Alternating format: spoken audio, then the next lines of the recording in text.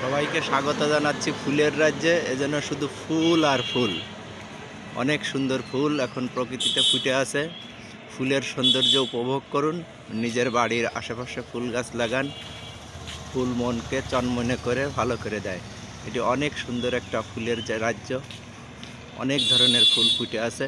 আপনাদেরকে সবগুলো ফুল দেখাবো।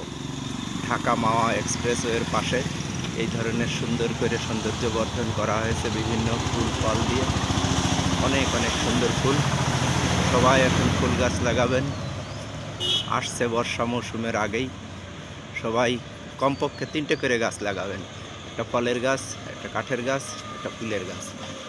সম্ভব হলে আরও বেশি গাছ লাগান। সৌন্দর্য বর্ধনের জন্য তাল গাছ লাগাইতে পারেন রাস্তার পাশে। অনেক সুন্দর সুন্দর উদাহরণ এই দেশে আছে। সবাইকে ফুলের রাজ্য থেকে অনেক অনেক শুভেচ্ছা।